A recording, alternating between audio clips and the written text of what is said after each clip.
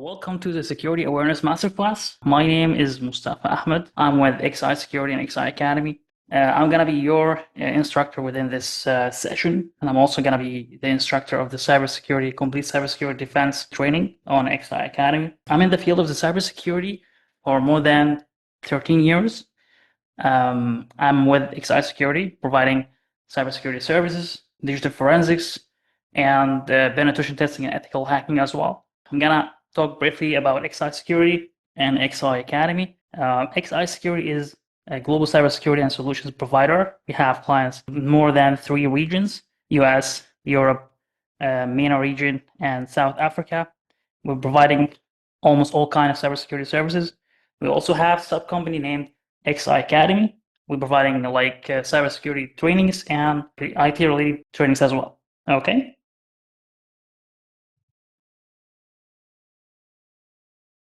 So what we're going to learn through this session, we're going to learn here, first we're going to talk about hackers' goals, types of hackers, and cyber attacks.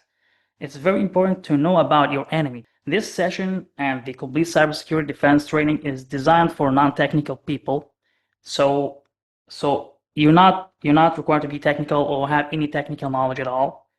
Just using your PC and computer. Okay. So first we'll start with learning more about hackers, types of attacks, and types of hackers, so we can protect ourselves better. Okay. And then we're gonna move to best practices, how to secure ourselves online.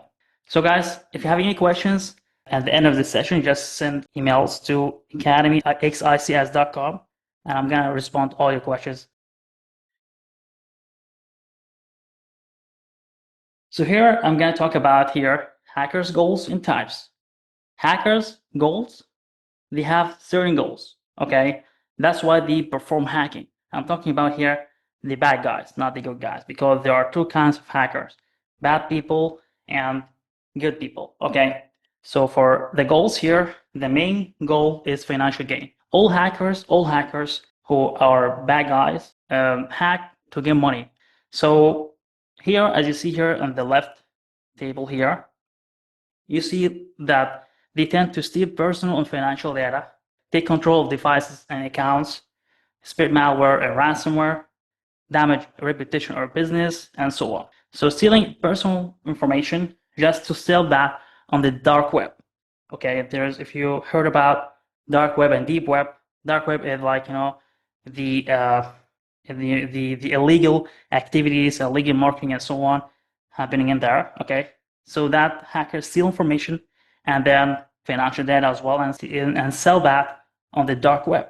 Okay, also they take controls of devices and accounts just to steal more information, or just force those victims to pay them money.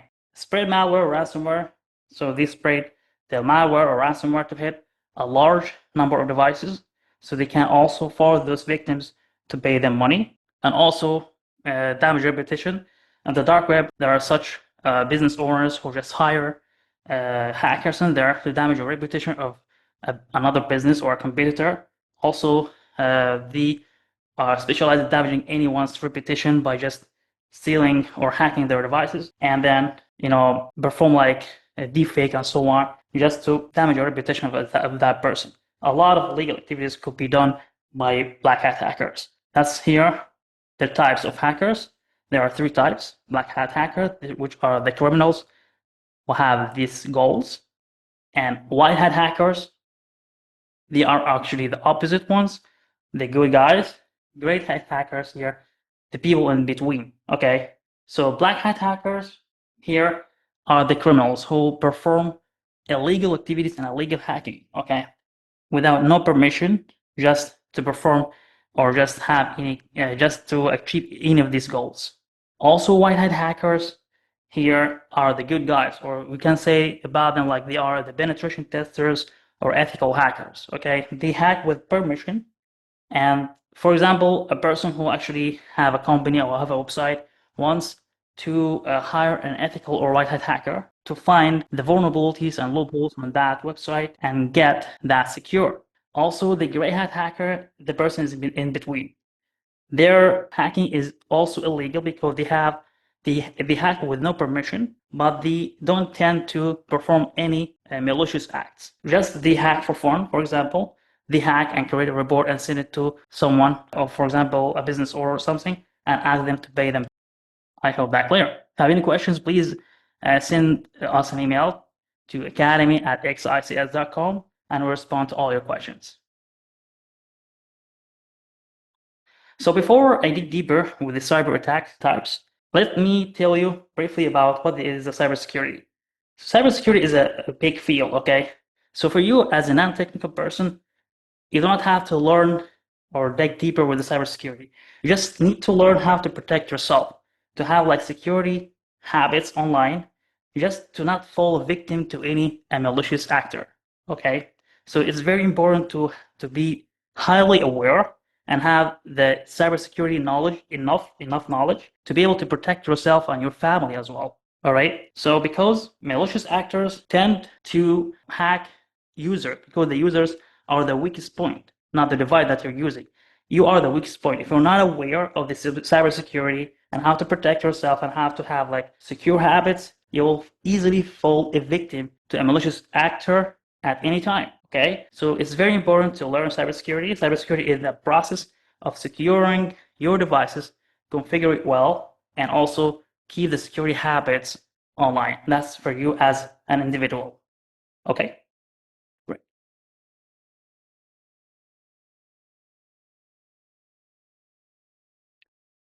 All right, so here we're gonna talk about the top cyber attacks, the most common ones. First one is social engineering. This is the most dangerous one. Why? Because social engineering is a wide field, by the way. Okay, including phishing, including vishing, whatever. I can just say in a non-technical way that it's a method that expert hackers use to scam or deceive people technically. They use technical methods to deceive or scam a person. Okay, for example, you might like receive an email from a company. You're just having a service from a company called abc.com, for example, and you might receive an email from support@abc.com. Okay, this company or that support team didn't send you any emails at all. It's a hacker exploited a vulnerability in the records of that email and then send you that. And you just, maybe you give away your information or give them your information. This is very dangerous. That's why we're going to learn through this session how to protect yourself from such kind of attacks. Okay, social engineering. DOS is kind of attacks. DOS stands for denial of service, which hackers try to attack servers or a server to make it unreachable or not working properly. For example, you might have a hacker around you or near you, okay, who will perform like a DOS attack on your router, on your access point, your home router. He can perform like the authentication attack. This is very disturbing and it's continuous, permanent. He can just run that script and he goes to sleep and will not be able to connect to your router or connect to the internet. It's very disturbing. That's why it's very important to have the measures to protect yourself from such kind of attacks. Okay. Also, malware. Malware simply, it's like small software, small program. Once it's planted on your computer or your PC or your mobile, whatever, perform or conduct malicious acts automatically, or it will be connected back to the hacker and the hacker will execute commands on your devices. You can't just having access to your pictures, to information, private information. So it's very important to also be aware of this kind of attack. Ransomware attack. Ransom itself, it's kind of like you forcing someone, okay, if you're a hacker, you're forcing someone to pay you. So ransomware is one of the malware types. It's like a malware. Once it's hitting a computer or a PC or a server, whatever, it has like a schedule most of the time, have a schedule to be executed. The schedule to be executed on certain time and date. So once it's executed, it will start encrypting all the files and pictures and so on. And all of a sudden, you'll have like a pop-up message to pay a certain amount of money to be able to decrypt or have the decryption key. Okay, this is ransomware type, most common type. Okay, also ransomware is not specifically for the encryptions. Okay, you can just make like a service not reachable. Here we're coming to the social media risk. Most people do a lot of mistakes on social media, and they're not aware of that at all. Because I just want also tell you that when anyone gets attacked or cyber attacked, okay, most of the attacks are completely stealth. You will not feel at all that you're getting attacked or your information getting compromised or your PC as well. So you need to take care of the security of your devices and the security habits you're having online, okay? Especially in social media, because most of the people share a lot of information and use social media in a way that make it like easy for hackers to perform further attacks. So, by the way, social media nowadays is the main gate for hackers. Hackers always start with gathering a lot of information about their targets first before they proceed further. Because if they couldn't, or just your devices are secure, or the website you're using is secure, they will perform social engineering. So social engineering, as I just told you before, deceive you like technically, they need to have a lot of information about you. Okay, first, all right? So social media is the main gate. So why social media is high risky? Because first, malicious links. Maybe one of your friends received a malicious link from a hacker. That link is about a game. He just opening that link and he plays a game online with no issues at all. It sounds like a game, shows like a game, and everything. And he sharing that malicious link to you as well. That game is payloaded, okay? And once you play it, you play that game, you most of the time will give the hacker enough time to hack you, okay? So be wary of any malicious links or any links being sent to you by unknown people or even known people. You just need to analyze it and make sure that it's secure. This is the first risk that people fall victim to. Second here, personal exposure. People share a lot of information on social media, and this is very, very bad act, by the way. And when you just hear sharing a lot of information about you on social media, even if you're keeping your accounts private and locked, you also increase the risk surface for against you. So you need to be wary and about the personal information you're sharing online. Okay. Weak privacy. Many people actually keep their accounts open, especially on Instagram. You find like almost most people leave their Instagram accounts, open, and this is very dangerous because pictures could reveal your location history. Pictures could reveal a lot of information about you by doing like, reverse image search, facial recognition, and so on. Okay, this is very critical, and once the hacker find an account of their targets open, you make it just easier for the hackers to perform further attacks more easily. Okay, so always here enforce your privacy on social media, whether on settings, locking your accounts, review the settings of your accounts, and make sure that they are well set for privacy. Here are fake accounts, and this is actually one of the methods that hackers use for social engineering. By the way, hackers, when they come to hack a person or target a person, they start to gather and reveal information about them. They're using something called SOCMINT or OSINT, open source intelligence or cyber investigation on social media. Okay, and then once they find out their close friends and relatives, they also look for the people that they barely know. Okay, and they start to impersonate or copy the accounts of those people that victim barely knows. Okay, and then sending friend requests. Even that victim locking their account, once they accept the friend request, the hacker already having access to all this information, pictures, and so on. Okay, so be wary of anyone sending you like friend requests on social media or follow requests, and only accept after you verify. You just need to call that person, ask them whether or not they send you that request. It's very important. Okay, all right.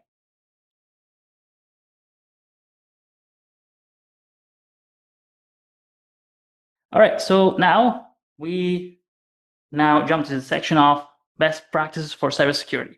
We're gonna here talk about strong passwords, how to create strong passwords and memorable strong passwords. Here, second here, best security habits. that you need to follow and keep in mind while you're surfing internet or using your digital devices. Also, we're going to learn how to detect phishing emails. This actually 3 things I'm going to talk about in the next slides. All right. If you guys have any questions, please send us an email to academy@xics.com, and we're going to answer all your questions and respond to all your emails. All right. So here in the slide, we're going to learn how to create strong passwords, make them strong and memorable. Okay. You see here 2 lists. The first list here and the second list. All right. The first list here is weak passwords. They could be cracked easily. And the second list here is strong passwords, and they are highly or easily memorable. All right. So I just want to tell you here before I proceed further and teach you how to create strong passwords, that all those passwords, when you just, for example, you're creating an account on Facebook, okay? Once you create an account, your password, whatever, okay, whatever password it is, it will be stored in the backend or database of the Facebook or something like that in another format called hash, okay? I will show you how the hash look like, okay, in the next slide, right? And then once your account or that's all the accounts on Facebook, for example, got compromised, the hacker have all those hashes and then perform an attack called brute force to crack those hashes to get the plain text password at the end, okay? So if your password is not strong enough, it could be easily cracked. Otherwise, if you just make it strong enough, it could be take decades or hundreds of years until getting cracked. So before here, I teach you how to create and here a strong and memorable password. There is a video in here I want to show you how the hash looks like and how the hackers could crack an easy password in a few seconds. Okay? So this is just, you don't have to learn about any of that. This is just, I'm just showing you how the hash look like and so on. This is hash generator, and you can say like this plain text as a password. This is how the hash look like. Okay? There are many kind of hashes, but you don't have to learn any of that. This is MD5 hash and SHA-1 hash. Here, you can check whether or not your email got compromised. Okay, so for example, if you have an account online on any forum or platform and all the accounts got compromised and they reported to this website, this email hasn't got compromised. Yeah, let's try this one. Okay. And you see here, it got 7 data breaches. Could be like hashes stolen. The hackers have an access to the hashes. So if my password is not strong enough, the hacker could crack it easily and have an access to the account, to that account later. Okay. Okay. So here the hash, and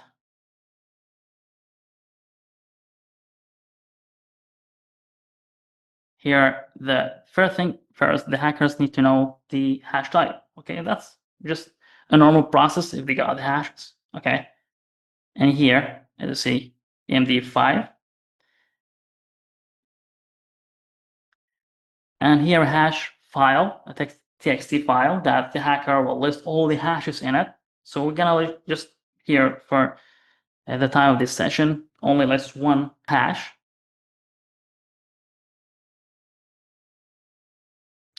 And here the hash, and then the word list. You see here the word list at the end, okay, has been here.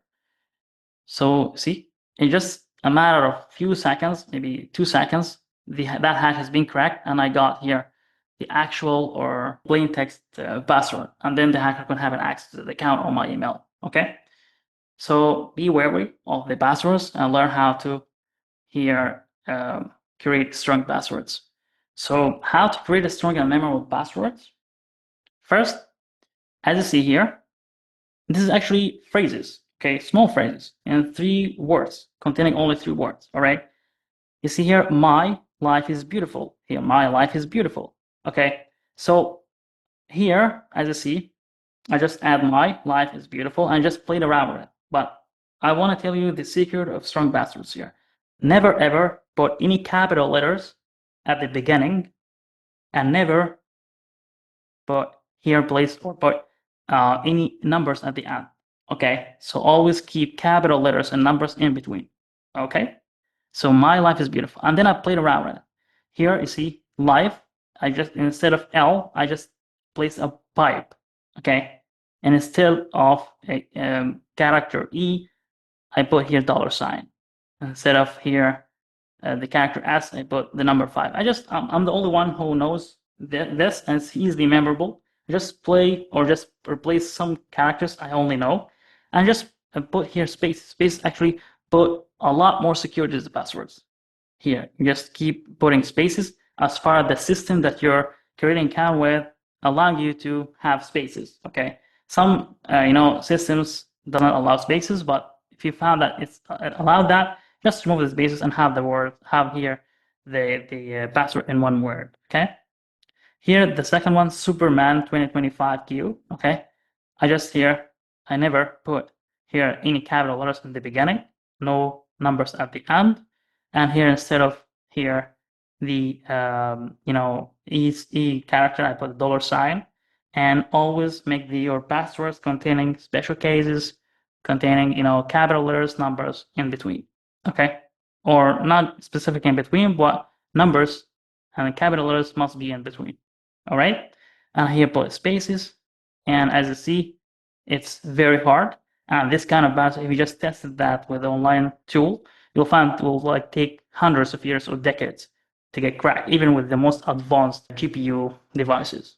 Okay, here also, thanks for watching, but I just removed the S. I'm the only one who knows this. Okay, just to make it more unprotectable. All right, so thanks for watching. Well, thanks for watching. And I just put the capital letters in between. Here I put this smile, and that's it. It is actually any words any 3 words and just play a little bit around it, and only you know. So do not share those words with anyone, okay? Or make sure that no one else knows about it. Anyone have secret information, no one else knows, okay? So use these words, okay, and play around it, replace things with special cases like I did in here, and you'll find your password very strong and memorable, and you'll never forget it. Also, you can keep your passwords on an encrypted flash drive because you should always keep more passwords for more accounts. Do not use the same passwords everywhere, okay? So that's what will put more security to your accounts. Okay, all right. All right, here we're going to here security habits. So we're gonna go through security habits. First, never click on any unknown links or attachments. If you do not trust that link, do not trust that sender, okay, or you have an attachment, do not ever download or open that attachment or click on any unknown links, because some links, once you click on it and you open in a browser, they will perform like attacks directly in the browser. You'll find things showing like they will perform social engineering attacks, okay? And if you have like misconfigurations in your browsers and so on, probably those files could be downloaded. And don't trust antiviruses too much, because when the hacker created a malware, they make sure before it's delivered it's not detectable by any antivirus. All right, so make sure that you never download an attachment or links from anyone. Just make sure that you trust that 100%. Second here, use secure websites. When you're opening a browser, you'll see in the URL a padlock or HTTPS, okay? Make sure that all websites that you visit and you trust having this HTTPS or padlock, because padlock or HTTPS mean that your traffic is encrypted. The traffic that's starting from your PC or your laptop to that server is encrypted, and the traffic that comes from that server to you is encrypted as well. All right. So if it's not encrypted, the hackers could read all the information. Maybe you're just log in. If the hacker could read that information, because the hacker or if there's a hacker in between you and the website and the server, maybe a proxy, maybe man-in-the-middle attack, man-in-the-middle near you, okay, having access to your router or whatever, okay, they can intercept that traffic and read information. They can also inject payloads. You can find like payloads implanted or malwares planted on your PC. So always make sure that the traffic that's starting from your PC to that server having an HTTPS in the URL at the beginning of the URL on the left side, or a padlock on the browser, whether it is a phone, PC, Mac device, Windows, whatever, all of them showing the same thing, HTTPS and padlock. Okay? All right.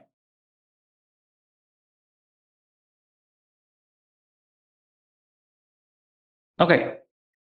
Many of us actually using public Wi-Fi when we go to a cafe, when we're actually staying in a hotel for some days, or a university, whatever. Make sure that when you're using a Wi-Fi, you're using it with a VPN, because even if Wi-Fi is having a password or having HTTPS, there are kind of attacks can downgrade those HTTPS.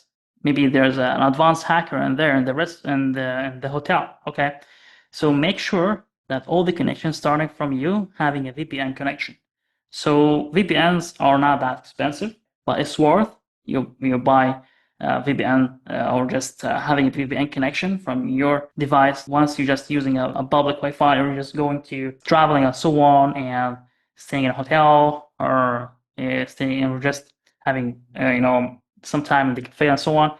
Just need to make sure that you're connected with a VPN. This is very important because many of the attacks happen when people go or connected to public Wi-Fi. Okay. Second thing here is that keep software, operating systems, applications in your phone, laptops, Mac, and any device you have up to date. Because, for example, Windows or Microsoft having their penetration testers or bug bounty hunting programs, they discover vulnerabilities, or just they got alerted about an attack in place because of a vulnerability in Microsoft Windows. The developers team work on creating patches. Okay, those patches actually closing those vulnerabilities. So if you kept your Windows operating system or any application you use not updated, okay, then you could be like vulnerable. And hackers actually, by the way, looking for any victim that didn't update. Okay, didn't update their applications, WhatsApp, any application on the phone, any application on Windows, Mac, and operating systems. They're looking for people who didn't update because they can deliver their payloads and attacks easily. Okay, it's kind of like a script performing that exploit. So always keep the application software updated. Okay. All right. I just here mentioned that in the social media slide. Don't overshare personal info online, not only in the social media, anywhere. Because hackers perform cyber investigation or information gathering about anyone before they proceed their malicious hacking or further malicious hacking. They perform like open source intelligence, advanced one. There are actually highly advanced tools out there that could help hackers to reveal huge amount of information about anyone's online, especially for people who do not care about their personal information. So they share a lot of information out there. So make sure that don't share personal information on any website. Only for example, banks and special websites that you highly trust that are responsible for keeping information private. So be wary of your personal information online. Second thing here, always use 2FA. 2FA, two-factor authentication. So if you're having a Facebook, having an email, whatever, make sure that you enable the 2FA. Okay, 2FA is kind of like a second layer of your password of your account protection. So for example, if your password got compromised by any way, okay, and the hacker have the password and try to log into your email, Facebook, or whatever an account you have, they will find that they need to enter another code. That code is being sent to your phone, to your mobile phone, or just with the authenticator app. So you make it harder for a hacker to having access to your account. And also you could be alerted there's someone there trying to accessing your account. This actually put a strong layer of security to your accounts. 2FA is very, very important.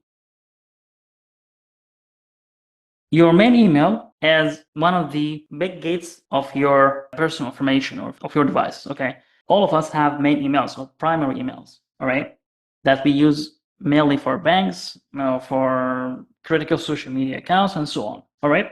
So your main email, when you're using like forums or any other website, don't use your main email everywhere. Okay. Be careful. all right? Because your email could reveal a lot of information about you, all right? There are a lot of services and a lot also tools online and even tactics and even Google, okay? Google actually, there's something called Google hacking. The hackers could use your main email to reveal huge amount of information, could decofile like other other accounts, other social media accounts as well, but other accounts online, okay? So your main email, keep it secret and keep it only for critical sites, okay? And then here, the second thing here, it's don't trust every USB device. Even if you're having a friend trying to attach a USB drive, it doesn't mean that you do not trust your friend. It just means you do not trust their security awareness, okay? Because he might having like a payload in their flash drive. If they just connect it to your laptop, that malware will be deployed to your laptop and they get hacked, okay? And I told you before that hackers keep their hacks stealth. So you'll never know that you're getting hacked. All information, having access to processes and so on in your devices. So never trust anyone's USB device. And you should always having like a configuration on your laptop that never auto-run any device, okay? Because there are kind of like auto-runs malware that will run automatically and having allow the hacker to having access to your device. So USB devices, whether it is someone charging their phone, a USB flash memory, whatever, just be careful.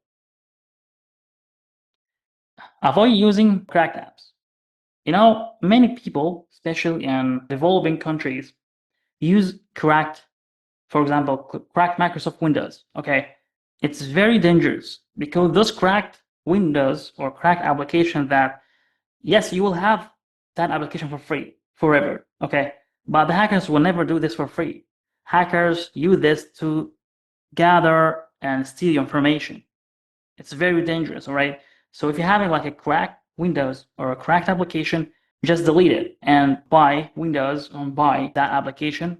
Most of the time, they will not be that expensive, but it will keep your data secure.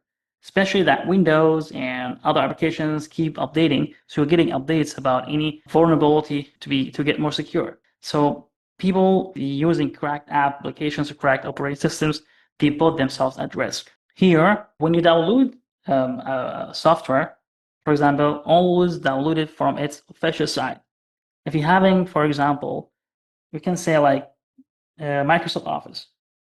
Never download Microsoft Office programs from any site except Microsoft, okay? So when you just download it from Microsoft, you're secure. If you download it from any other site, this could be like injected with malware or payloads, and you put yourself at risk. Only visit trusted websites and only download trusted applications, all right? So just to keep your accounts and your devices information secure, okay? All right. Now we moving to the last part of this session, which is phishing emails and how to detect and avoid. Okay, I'm gonna give you some examples in the next slides, but here, actually some points you should make sure when you're receiving any emails. Always, when you receive an email, check the sender's email address. Many people, unfortunately, when they receive an email, they ignore the senders. They do not even look at the sender's email address. They just read the body content is subject, and then could be click on a link or download an attachment, whatever. That attack happens a lot. That's why hackers actively do it. Even, yeah, a lot of people aware of it, but really hackers actively do it, and they do attacks, a lot of attacks every day. So always check the sender's email address. When you receive an email, look at the email address, because, for example, you know, you can get an email from from Google, okay, about you having like a Google workspace and so on. You're getting an email, but you find that domain and that email address is not Google at all. Then it's a phishing email, okay? Always hover over links. When you hover over a link, any link you have on the email body, you will have like its URL being showing in the bottom right or the bottom left, okay? So when you hover, make sure that it's actually the link of the sender, okay, or the link of that website. Always watch the urgency and fear tactics. Hackers tend to make their victims taking actions fast. So if they take action fast, they will not even think or just check anything, and then they will fall a victim. So if you found like urgency and fear tactics on the email body or email subject, this is a phishing email. Be aware of unexpected attachments. Any attachments like it's unexpected, maybe a compressed file or .exe, .mat, or whatever. This files means like could be with high chance in malware. Okay, so if you have any of those attachments, this email is a phishing email. And if any email requests sensitive information from you, you need to verify first. Okay, if you got an email from your manager, verify that it's already sent from your manager. Maybe you got spoofed. Okay, so if there's a sensitive information about your job or about any sensitive information you have being requested from any email, then it's a red flag that it could be with high chance a phishing email. Okay, so always verify any request for sensitive information. All right, so here we're gonna go through a few examples. This is an email sent to a victim, right? And it should be sent from Microsoft as here Office 365. But as I just told you before, you always need to look at the email address, the sender's email address. So you see here Microsoft at emailrecords.com. This is not the email of Microsoft, okay? Microsoft will always send you emails from Microsoft.com, okay? Or any related URLs to them. Otherwise, it's a phishing email. Here, and also keep an eye on the letters, characters. If the letters or characters, for example, Microsoft, they could like put like instead of M, they could put like for example N, Microsoft. So be aware and keep put like a good eye on the sender's email address. Here, another here sign of phishing is that it is like urgency, or here, a high severity alert has been triggered. Microsoft will never send you an email like this. They batch everything, they fix everything, and that's it. So if you got an email like this, okay, this is like an urgency method the hackers use to make you take an action fast. So here, they want you just to click on this link, by the way, just to open like another website that looks like a Microsoft page, making you enter certain information like your email address and password and so on to steal your actual Microsoft account. Here, another example here. This is sent from Windows, like an error report and something like this. As you see here, Microsoft will never send an email from Outlook. Okay, so because I kept an eye on the email address, sender, here the sender's email address, here, I know that it's a phishing email. I must delete it immediately. Okay, the hackers here, as you see the orange arrows here, want you to click on any of these links. This is its target, this, or this. Okay, so the hackers want you to click on any of these links, because once you click on it, you might be like downloading an attachment or being redirected to a malicious website. Okay. Also here, PayPal, right? So here a PayPal email body, and if you're just looking at the sender's email address, you find like PayPalAccounts.com. This is not a PayPal email address, or this is not a PayPal domain. PayPal always send you from PayPal.com. All right. So be wary of the email addresses here, the sender's email addresses, and the hackers want you to click on this picture or this button. Okay, because this is a link and this is a link. That was like 3 examples of phishing emails. There are a lot more, should be a lot more tactics that hackers use to deceive people. As you see here, complete cybersecurity defense training. This is designed for non-technical users, starting from scratch to a highly advanced level to secure themselves and secure their family as well. The team here actually will send you the link to that course and also a discount coupon. All right, thanks for watching and attending this session. It was a pleasure providing that to you. Please, if you have any questions, send it to academy@xics.com or the contact us page on the Academy website, academy@xics.com. We will reply to all your emails and answer all your questions. Thank you so much.